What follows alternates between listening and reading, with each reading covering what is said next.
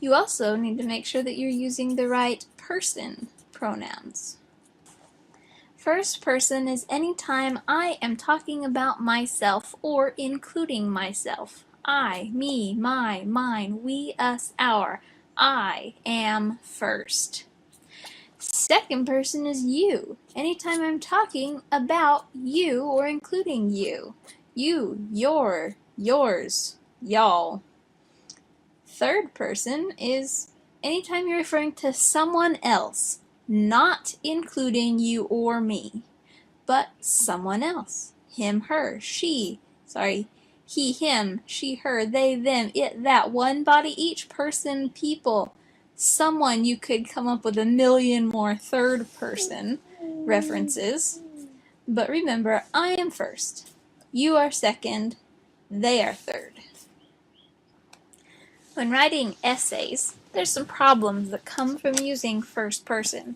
For example, it weakens an argument. You should not say things like I think, I believe, or I claim, because those are not arguable statements.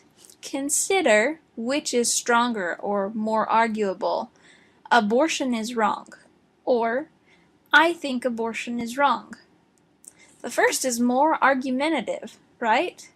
It doesn't change it from fact to opinion, or does it? Think about it this way. If I say, I think abortion is wrong, is that a fact or an opinion?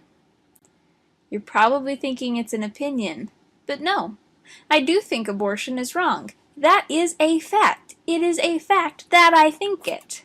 You cannot argue with me whether or not I think abortion is wrong. You can argue that it's not wrong, but you can't tell me what I think. If instead I say abortion is wrong, is that a fact or an opinion? That is an opinion. That is an arguable statement. You can argue with me there, but you can't argue whether I believe something or not. Further, first person sounds whiny. It sounds like you're saying it bothers me that, or I wish this, or I'm complaining about this or that. It's so unprofessional, skipping down to the last one. You don't want to sound whiny in a paper. Whiny and argument are not the same thing.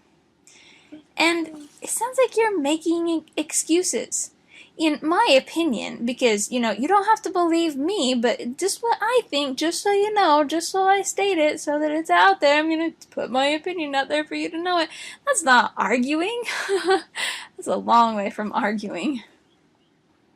There are also problems with using second person. That's when you refer to you, your, or yours.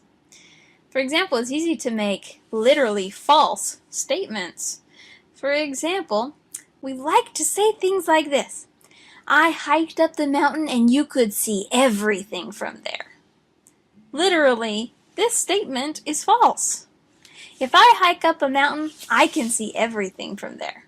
If you hike up a mountain, you can see everything from there. But if I hike up a mountain, you can't see a dang thing. So the statement itself is false. We don't think about it because we like to think of you as this cloud that just is this umbrella statement that includes everybody and yet nobody at the same time. But your paper is supposed to be as specific as possible, so why would you want to talk about a cloud? Second, it separates the writer from the audience. If you're talking about you should consider spending more time with great leaders. You should think about this. You should do this. Not we. Not us. Not that we should use first person either, but this is something you might learn in speech classes, that you don't want to separate yourself from the audience. It's better just to talk in third person in general. A person should consider instead of you. It sounds so accusing. And that gets us to the last one. It makes false accusations.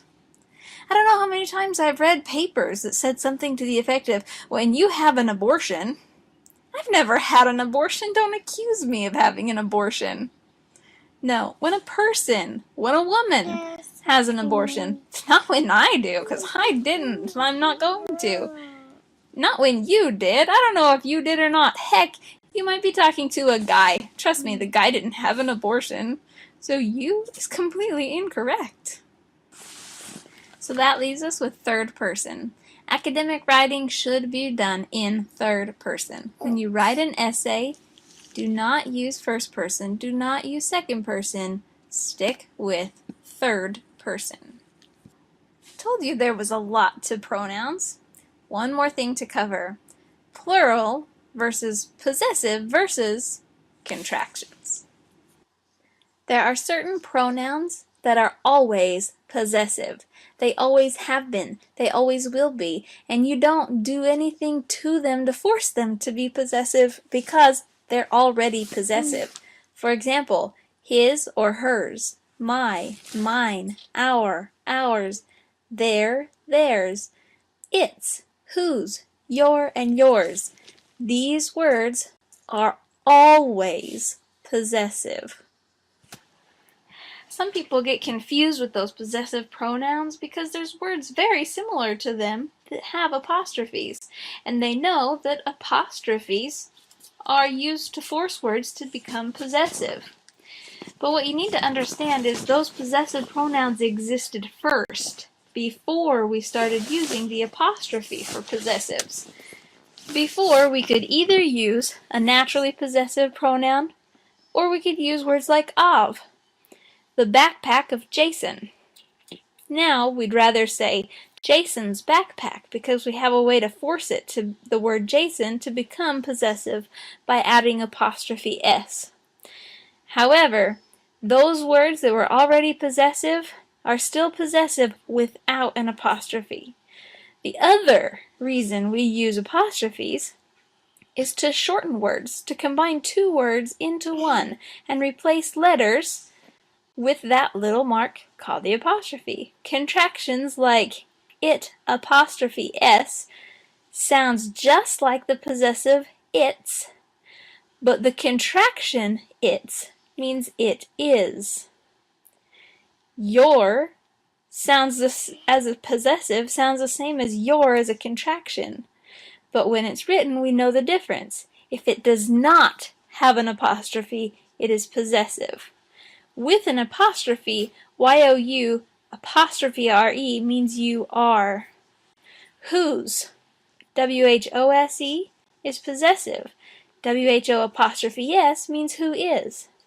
And finally, their is possessive, while they apostrophe re is they are. There's other words that you might get confused, so if you get confused by that apostrophe, consider whether it's naturally possessive, or if instead it's combining words. So there's a lot to remember about pronouns.